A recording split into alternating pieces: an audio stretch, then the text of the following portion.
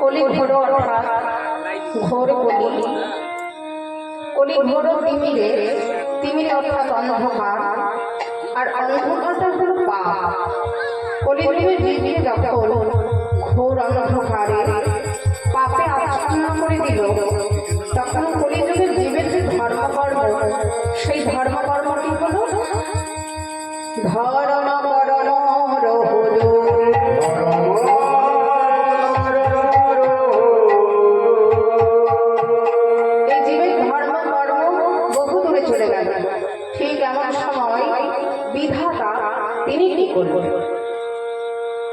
অসাধনে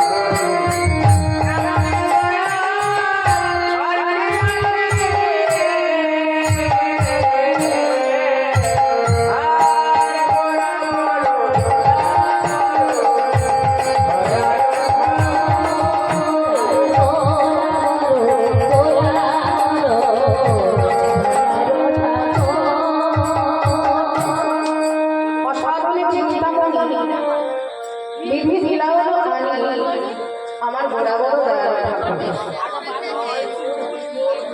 এখানে প্রশ্ন হতে পারে যে অসাধনের যাকে সাধনা করে পাওয়া যায়, যাকে ধ্যানে যোগে পাওয়া যায়, সেই অসাধনের বস্তু আর অসাধনের বস্তু হলো আমার গৌর হরি হলো অসাধনের বস্তু। সেই অসাধনের চিন্তা বিধি দিলাম আমার বরাবর এই জগৎ সংসারে কর্তা তিনি ভগবান। সেই ভগবানের কাজ এই সংসারে যেমন কর্তা যখন দেখেন যারা ছেলেরা বড় হয়েছে, ছেলেদের উপরে সংসারের ভার দিয়ে দেয়, ঠিক তেমনি জগৎ সংসারের কর্তা অনাদির আদি ভগবান।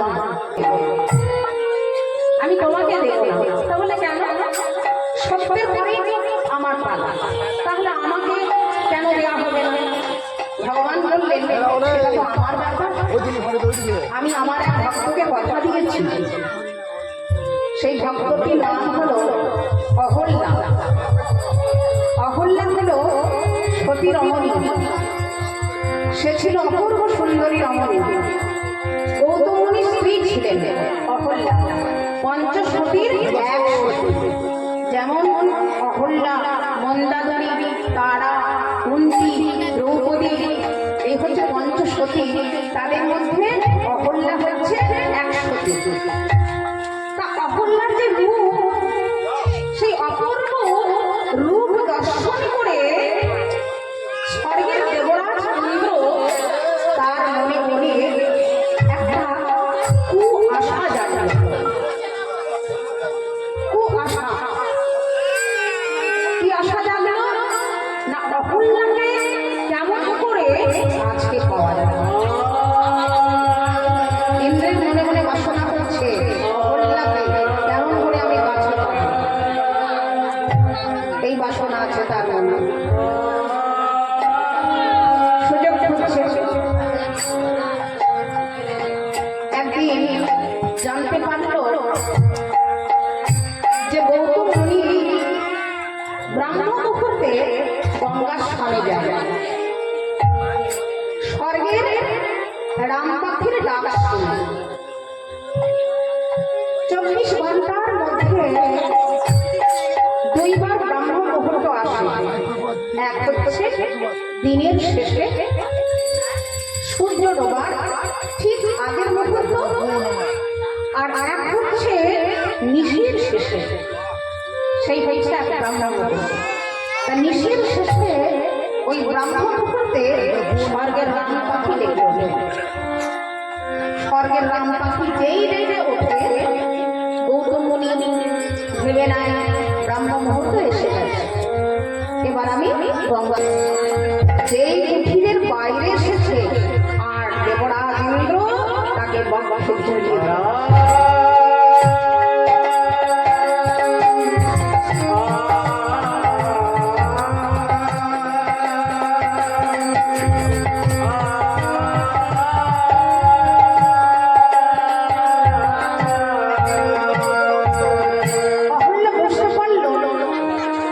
তোমার স্বামী নয় কি আমাকে এমন করে বাক্য জড়িয়ে ফেললো? কে কে তুমি? বলো তুমি কে? আমি কে? তুমি এমন করে আমাকে বাক্য জড়িয়ে ফেলেছ, কে তুমি? বলে আমি দেবরাজ ইন্দ্র। তোমার এত স্পর্ধা, তুমি আমার অঙ্গ কষ্ট করলে? তুমি সরে যাও এখান থেকে, তুমি সরে যাও।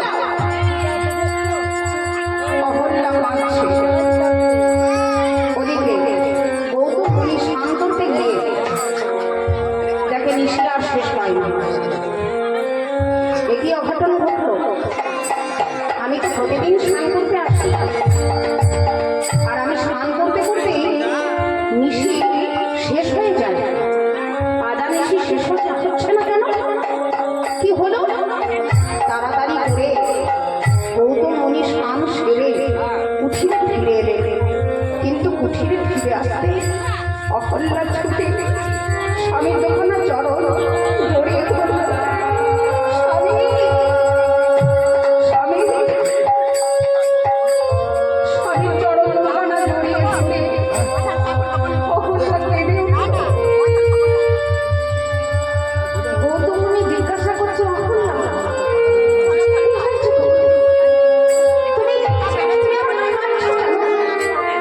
কি হয়েছে আমাকে বলো? আমি তোমার স্বামী, কেন তুমি কাঁদছো? কি হয়েছে?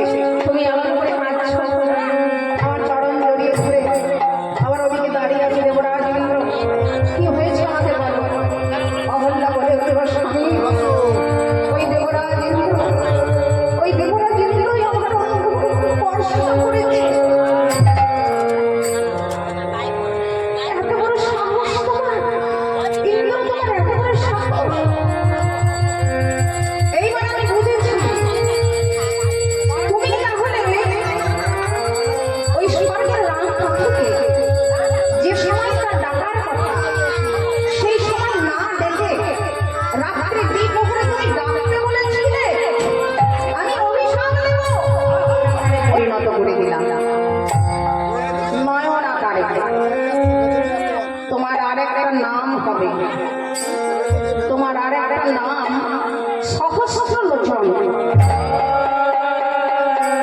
সহস্রলোচন, ইন্দ্রের আরেক নাম সহস্রলোচন।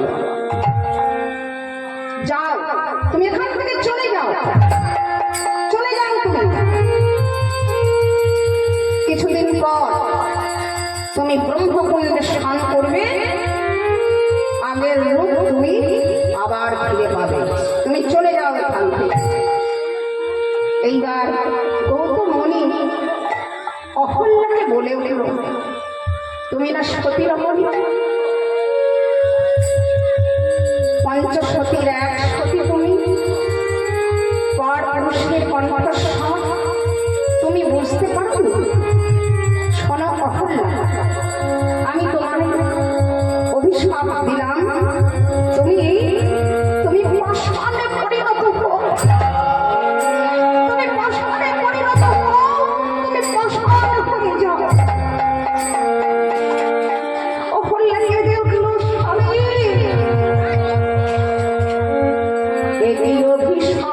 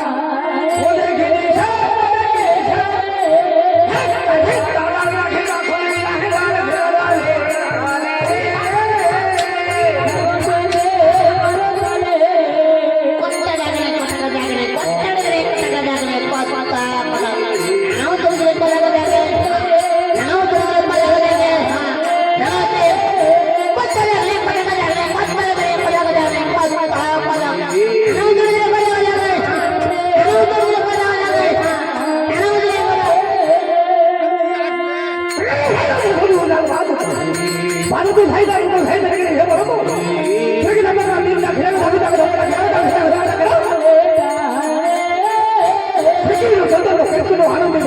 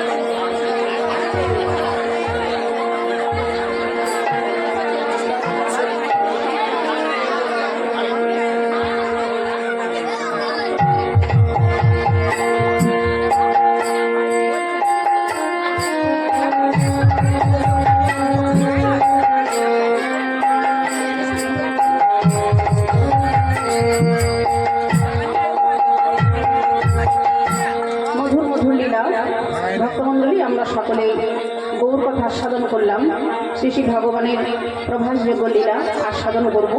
তাই আমাদের মনটাকে নিয়ে আমরা লীলায় প্রবেশ করি। চলে রে আমার মন সেই মধুর বৃন্দাবন, সেটাই যমুনা পুলিনে আছে মধুর বৃন্দাবন।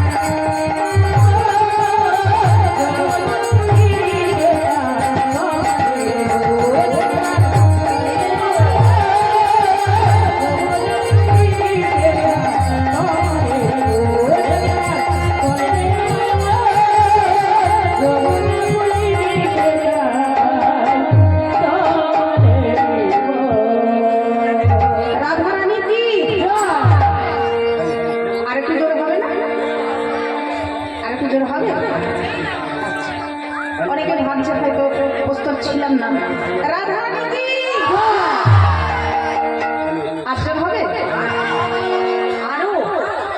আচ্ছা রাধা রানী কি এতক্ষণে বোঝা গেল এখানে কারা আছে সব রাধা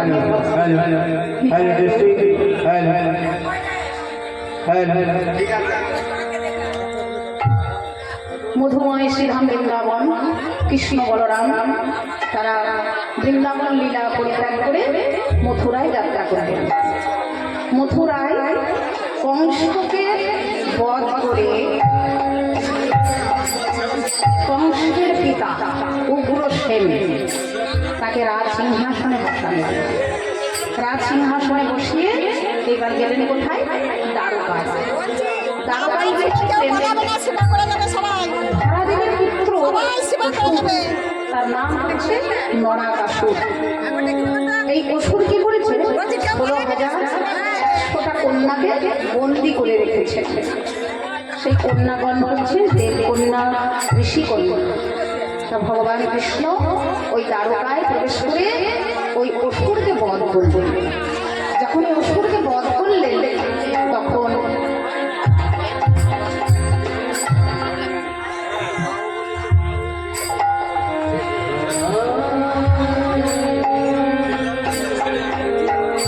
ওই কন্যাগণ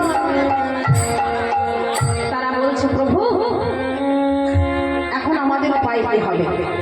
আমরা কোথায় যাব, কি করব? তা তুমি আমাদের একটা উপায় করো। তখন ভগবান কৃষ্ণ ওই কন্যাগণকে বিবাহ করলেন।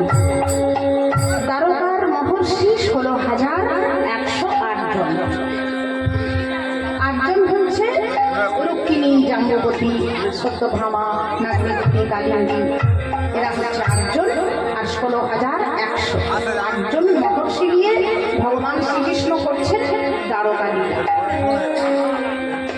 এদিকে নারদ মুনি ভাবছেন যে অনেকদিন হলো প্রভুর সঙ্গে আমার দেখা হয়নি, আমি যাব প্রভুর সঙ্গে দেখা করতে। প্রভু আছে কোথায়? না দ্বারকায়।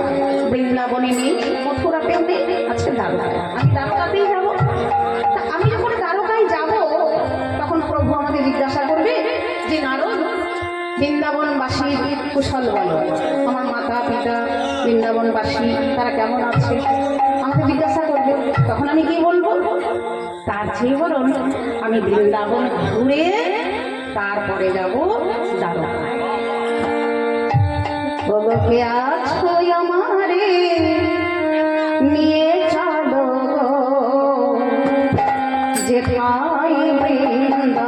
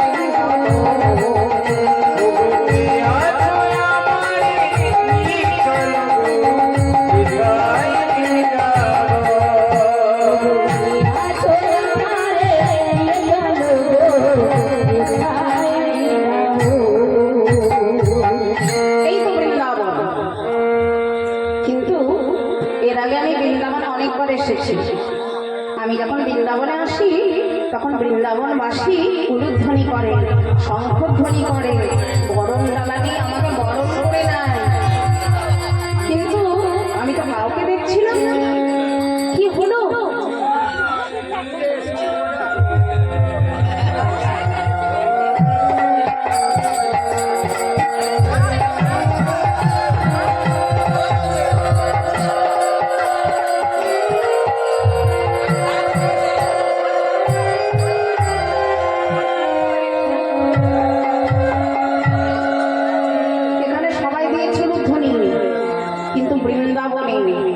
নারদমুনি দেখছে কেউ উলুধ্বনি দিচ্ছে না, শঙ্খধ্বনি নেই, আবার কেউ বরণ করতে এগিয়ে আসছে না। কি হলো বৃন্দাবনবাসী? নারদমুনি একটা বৃক্ষের উপরে চেয়ে দেখছে দুটো পাখি বসে আছে। নারদমুনিকে দেখে দুটো চোখ বন্ধ করে দিল। যে চোখ বন্ধ করে দিল, নারদমুনি রেগে বলল, ওদের এত বড় সাহস, আমাকে দেখা মাত্র মানুষ তো দূরের কথা, কত মুনি ঋষি তারা আমাকে প্রণাম করে, ভক্তি করে, আর তোরা পাখি হয়ে আমাকে দেখলে তোরা চোখ বন্ধ করে দিলে, তোদেরকে অভিশাপ দেব। পাখি দুটো বলে উঠল, হে মুনিবর, আপনি আমাকে অভিশাপটা দিয়ে দিন, তাড়াতাড়ি, যাতে আমাদের মৃত্যু হয়ে যায়। কেন রে? যে বৃন্দাবনে কৃষ্ণ নেই, সেই বৃন্দাবনে আমরা থাকতে চাই না। যেদিন থেকে কৃষ্ণ বৃন্দাবন ছেড়ে গেছে, সেই দিন থেকেই আমরা কৃষ্ণ প্রদীপ আছি। আমাদের অভিশাপ দিয়ে দিই। ওরে, আমি তোদেরকে ভুল বুঝেছিলাম, তোরা কৃষ্ণকে এত ভালোবাসে। না জানি রাধারানীর কি দশা হয়েছে।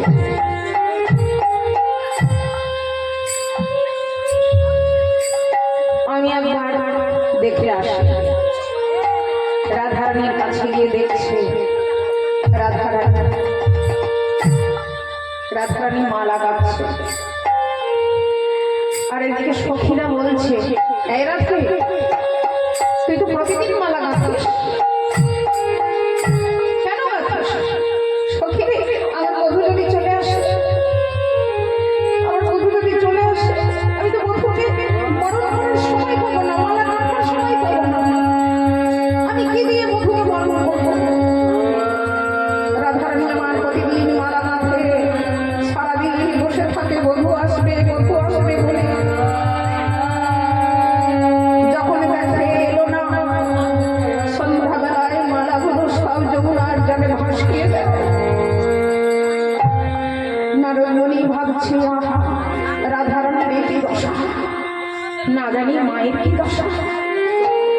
মায়ের কাছে গিয়ে দেখছে মা নবনীর পাতার হাতে নিয়ে বসে আছে। যেদিন থেকে গোপাল গেছে, সেই দিন থেকে মা চুল বাঁধে না, মাও পানি ঝাড়ু দেয় না, শুধু গোপাল বৃন্দাবনবাসীর এই অবস্থা দেখে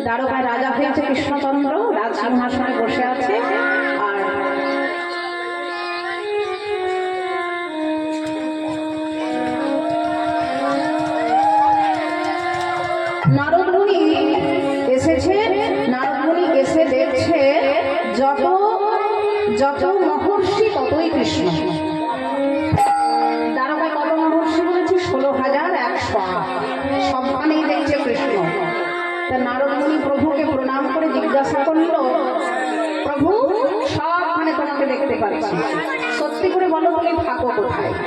তখন প্রভু বললেন, আমি কোথায় থাকি তুমি জানো না? আমি কোথায় থাকি শোনো। নাহং তিষ্ঠামি বৈকুণ্ঠ জগদাং হৃদয় নাচ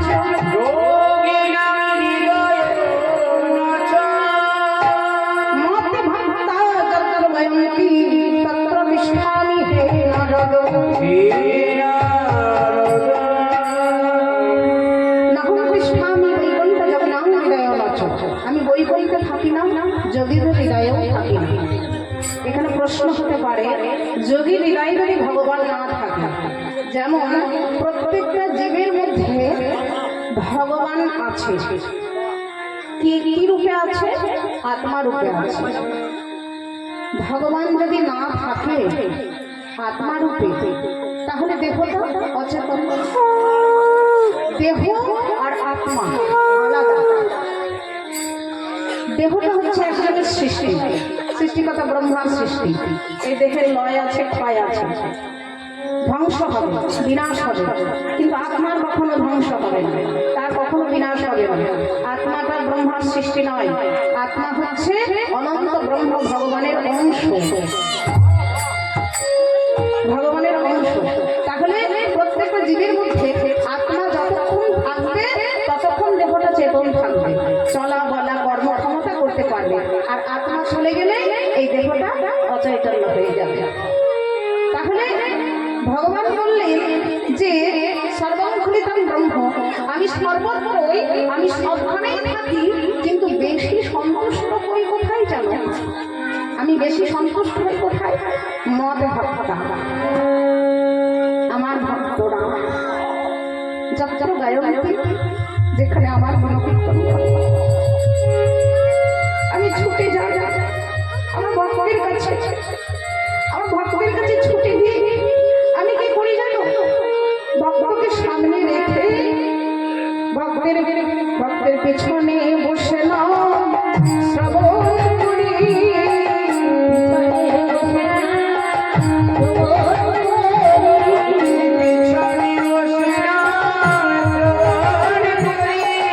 ভক্তকে আমার সামনে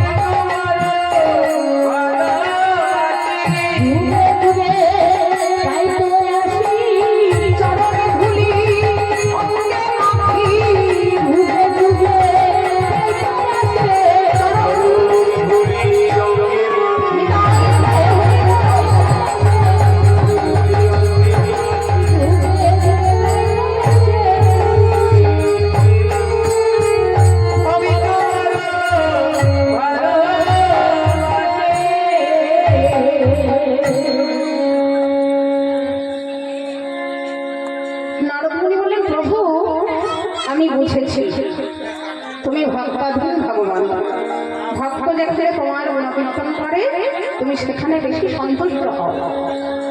আচ্ছা প্রভু, তুমি ধরা মাছে কেন এসেছো? প্রভু বললেন, আমি ধরা মাছে কেন এসেছি তুমি জানো, তুমি আমার মুখ থেকে শুনতে চাইছো। তবে শোনো, যদা যদা হি ধর্মস্য গ্লানি ভক্তি ভারতে অভ্যুত্থান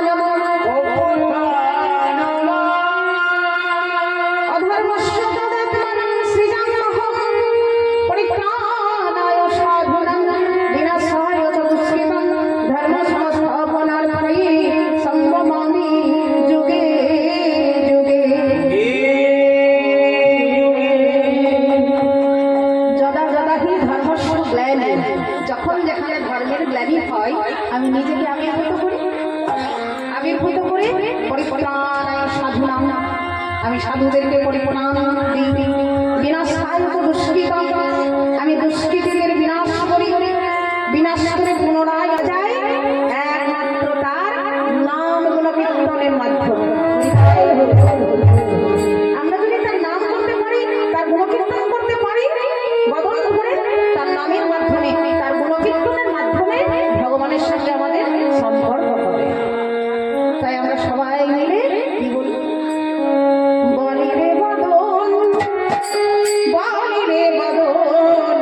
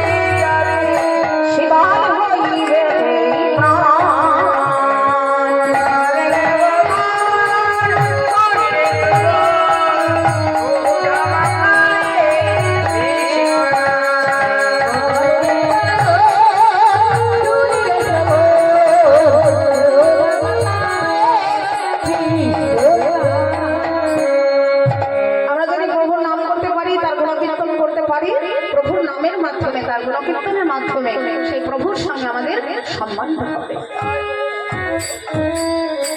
সুতপা মুনি প্রভাস নদীর তীর দিয়ে আসছে। প্রভাস প্রকট হয়ে দাঁড়িয়ে আছে। মুনি কি বললেন, শোনো, আমি তোমায় অভিশাপ দিয়েছি, অভিশাপ আমি ফিরিয়ে নিতে পারবো না।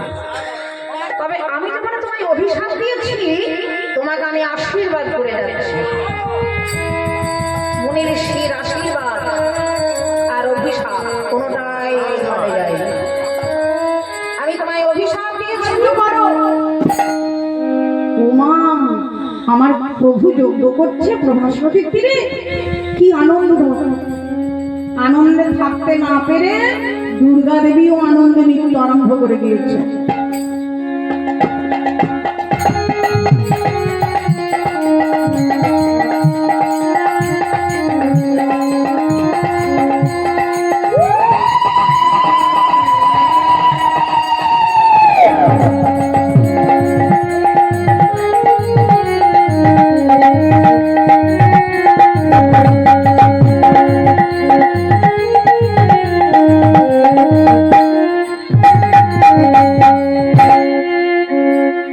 আচ্ছা বলো তো, আমি না হয় ভাং খাই, ধুতরা খাই, আমি তো নেশা করি, কিন্তু পার্বতী কি নেশা করে?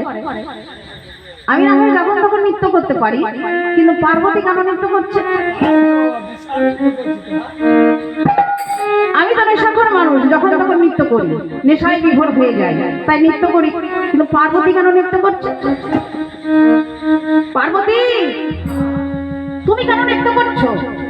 পার্বতী বলছো আমি নৃত্য করবো না, আমি তো আনন্দে নৃত্য করছি। কিসের আনন্দ? কেন আমার প্রভু কৃষ্ণ গোপাল যজ্ঞ করছে প্রভাস নদীর তীরে, তাই আমাকে পত্র লিখেছে তুমি অন্নপূর্ণা হয়ে আমার যজ্ঞের আমাকে সাহায্য করো। আমি সেই আনন্দে নৃত্য করছি।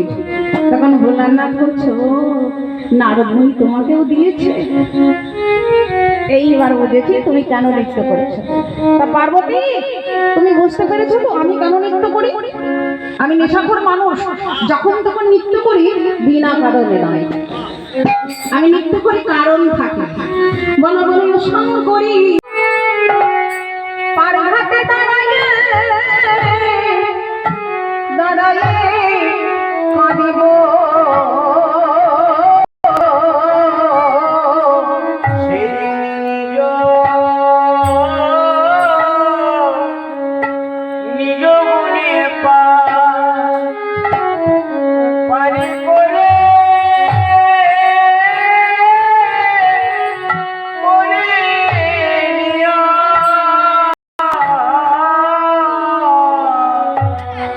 আমাদের এই মিনতি করা রইল প্রভু, সেদিন তুমি যখন আমাদের পার করে দিলে, নাগ নাগিনী তারা কাঁদছে, তারাও চলেছেন প্রভু যোগ। এবার নারদমুনি যখন মধুময় বৃন্দাবনে গেলেন, বৃন্দাবনে প্রবেশ করে দেখছে শ্রীরাম সুদাম দাম বসুধাম সখাগণ তারা কি করছে, একটা মাটির কৃষ্ণ তৈরি করেছে। মাটির কৃষ্ণ তৈরি করে তার চরণে নামিয়ে দিয়েছে কত রকমের ফল, কত ভালো ভালো সুমিষ্ট ফল, ফল নামিয়ে দিয়ে তারা খাচ্ছে আর বলছে, ওরে কানাই, সেই দিন মনের মধ্যে তোকে একটু ফল পেতে দিয়েছিলাম, তাই বুঝি তুই আমাদের অভিমান করে এই বৃন্দাবন ছেড়ে চলে গেলি ভাই? ওরে কানাই, তোর চরণ ধরে প্রতিজ্ঞা করছি ভাই, কোনোদিন আর তোকে একটু ফল খাওয়াবো না, কোনোদিন খাওয়াবো না। সখারা কৃষ্ণকে একটু ফল খাওয়াতো। কেন খাওয়াতে বলবো? সখারা প্রাণের অতি কৃষ্ণকে ভালোবাসত। সখারা ভাবত এই ফলে যদি কোনো বিষ দেওয়া থাকে, আমাদের ভাই কানাই যদি খেয়ে মরে যায়, আমরা তো ভাই কানাইকে বাঁচাতে পারবো না, আর আমরা যদি মরে যাই কানাই আমাদের বাঁচাতে পারবো না। তাহলে আমরা পরে মরবো, আমাদের ভাই কানাই যেন তার কোনো বিপদ না হয়। তাই সখারা কি করতো, আগে নিজেরা ফল খেত, ফল খেয়ে দেখতো কোনটা ভালো কোনটা মিঠা, খেয়ে দেখে সেই এঁটো ফলটা কানাইকে খাওয়াতো। এই নে ভাই, এই ফলটা ভালো ফল, এটা মিঠা ফল, এটা তুই খা। এমনি করে সখারা এঁটো ফল খাওয়াতো কৃষ্ণ। তাই আজ তারা কাঁদছে, কৃষ্ণ বৃন্দাবনে নেই। তাই কৃষ্ণের মূর্তি তৈরি করেছে মাটি দিয়ে, তার চরণে নামিয়ে দিয়েছে ভালো ফল, আর কাঁদছে, বলছে, কানাই আর তোকে দেবো না এটা ফল। আর কোনো কোনো শাখা বলছে, ও বুঝেছি, তো কাঁধে চেপেছিলাম তো, তাই তো বৃন্দাবন ছেড়ে চলে গেলি।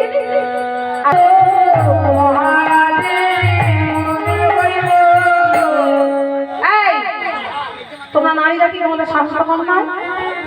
তোমরা হতে চাইছো কৃষ্ণের গুরুদেব? বলে হ্যাঁ, আমরা নারী জাতি হলেও আমরাই কৃষ্ণের গুরুদেব। বলে কথা আমি বিশ্বাস করি না। বিশ্বাস যদি না হয় তবে তোমার মহারাজের গুণের কথা কিছু বলবো? বলবো না? না, আমার বলতে লজ্জা পাই।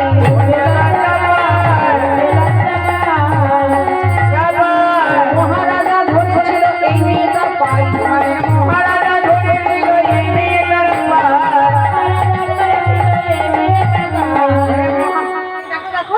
আমাদের সঙ্গে সবচেয়ে যে সুন্দর মেয়েটি আছে, মানে রাধারানী, রাধারানী পায়ে ধরেছিল কৃষ্ণ। কি ধরেছিল? কখন ধরেছিল? যখন রাধারানী মান করেছিল, তখন পায়ে ধরে সেজেছিল। দাঁড়িয়ে বলছে, ছি ছি, আমাদের মহারাজ কারণটা নারী পায়ে ধরবে, একথা আমি বিশ্বাস করি না। এই ললিতা, আমাদের কাছে প্রমাণ আছে তো? বলি দেখাবো নাকি? দেখাবো নাকি? প্রমাণে খানা দেখাবো নাকি? শোনো শোনো ওহে নারী, প্রমাণে খানা দেখাবো নাকি? প্রমাণে খানা দেখাবো নাকি? প্রমাণে খানা দেখাবো নাকি?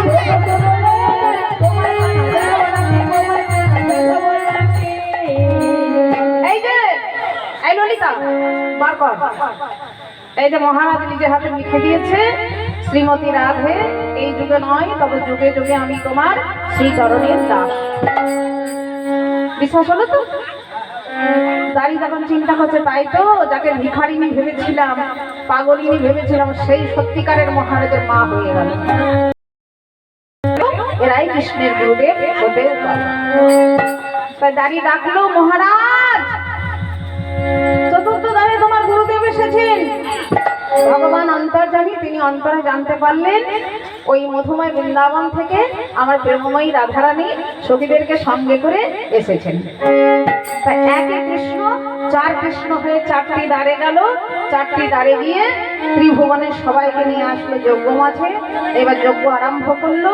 ওই যজ্ঞের পুরোহিত সন্দীপনী মুনি, তিনি ভাবলেন আমি যজ্ঞ আরম্ভ করব কি বলে, যার যজ্ঞ তার নাম করে।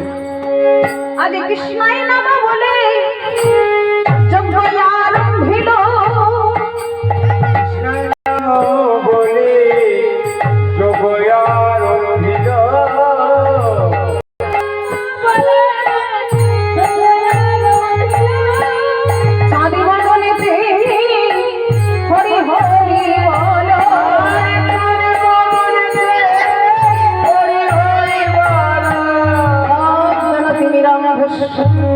জ্ঞানাঞ্জন শলাকায় চক্ষুरुन्मीलितं येन तस्मै श्री गुरवे नमः।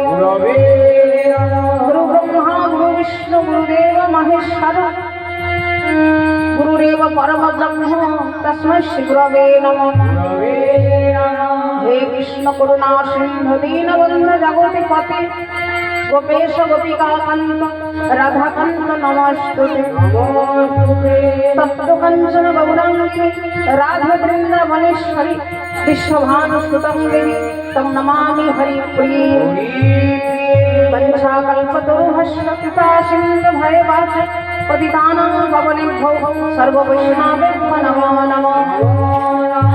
नमो ब्रह्माण्डदेवाय गो ब्रह्मणहिताय च जगद्धिताय श्रीकृष्णाय गोविन्दाय नमो नमः। आदि कृष्णाय नमो बोले जग समर्पित सादि बदलिते हरि हरि बोलो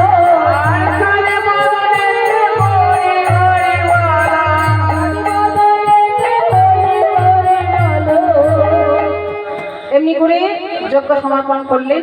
যজ্ঞ সমর্পণ করার পর মা যশোদা বহু গরিব দুঃখী কাঙাল সকলকে গো দান করলেন, বস্ত্র দান করলেন, অলঙ্কার দান করলেন। সকলকে দান করার পর কৃষ্ণ বলরামকে দুই উরু পরে বসে মা আমার সেবা দিলেন। সেবা দেওয়ার পর এইবার সখীগণ কি করলেন, রাধা গোবিন্দকে এক জায়গায় করলেন আর মা যশোদা দুই উরু পরে বসিয়ে সেবা দিয়ে দিয়েছে। আর সখীগণ রাধা গোবিন্দকে বললেন, তোরা যুগল হয়ে দাঁড়া, তোদের যুগল মাধুর্য রূপ আমরা নয়ন ভরে দর্শন। আজ শ্যামের বামে দাঁড়াইল নবীনা কিশোরী রে।